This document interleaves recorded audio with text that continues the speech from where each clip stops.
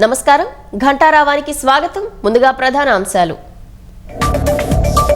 సింగయ్య మృతి కేసులో జగన్ పై case.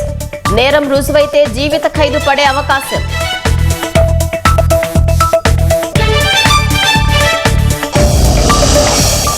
Car కింద పడి కార్యకర్త చనిపోయినా పట్టించుకోని జగన్. మృతుని కుటుంబానికి సానుభూతి తెలపకపోవడంపై విమర్శలు. సుపరిపాలనలో తొలి అడుగు ఏడాది పాలనపై సాయంత్రం సమావేశం. కూటమి ప్రభుత్వ భవిష్యత్ కార్యాచరణపై చర్చించనున్న నేతలు.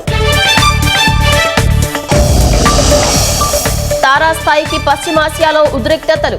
ఇరాన్ భవిష్యత్ కార్యాచరణపై సర్వత్రా ఉత్కంఠ.